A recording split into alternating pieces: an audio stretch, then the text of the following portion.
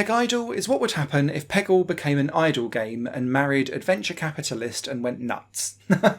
This is a moorish and addictive game that is really about gaining numbers exponentially, upgrading all of your different feats of the things that you've bought along the way, and feeling all powerful as you watch numbers rise up the board uncontrollably. At the heart of this, though, is a Peggle-inspired game, or a pachinko-inspired game is probably more accurate. At the beginning of each run, you will have an aim and shoot gun at the top of the screen that will be able to fire out different bullets, or balls, and they will hit the different coloured pegs as they go down the board.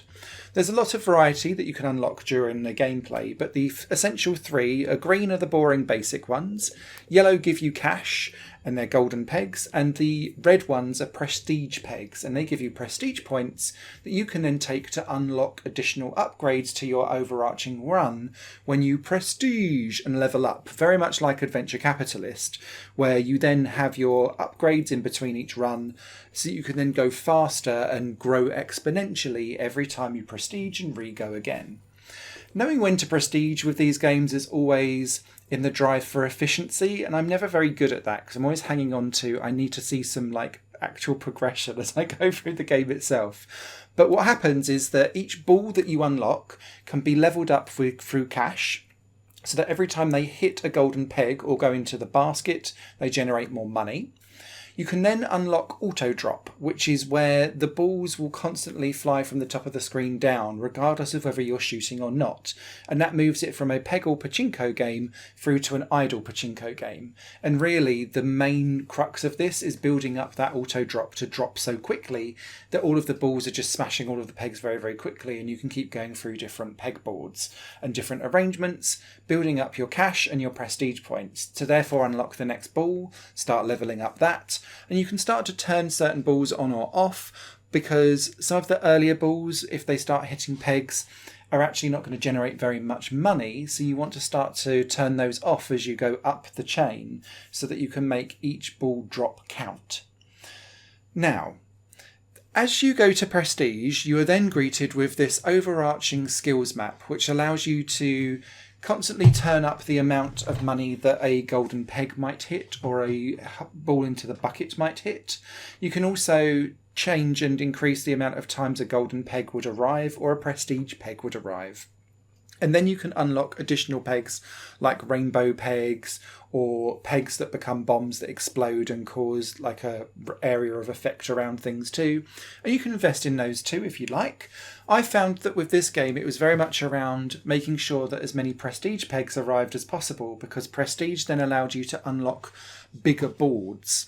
And so there are 10 levels of boards with about 15 to 20 boards per set, but they'll start off with say about 100 pegs on, and then they'll go up to several hundred pegs.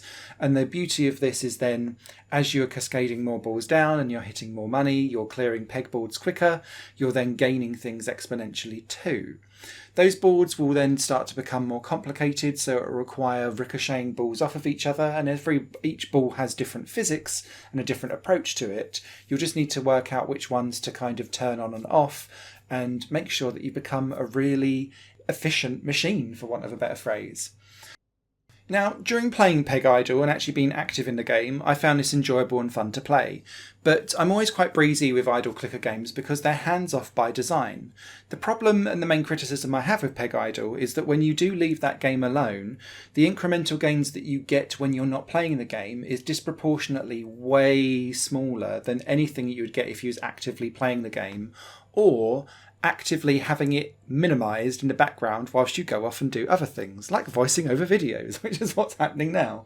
So there's something maybe about trying to rejig that somewhat so that you go in with purpose to make up and change what you want to do in Prestige and evolve and watch it all be bright lights and flying balls everywhere, rather than feeling like this is too much of a grind to get to the end result. So yeah, that's the only real criticism I have of this game. Aside from that, if you're an idle clicker fan, I think this will absolutely scratch an itch. Even though I'm quite breezy with this genre, this is definitely one of the better ones that I've had the experience playing with.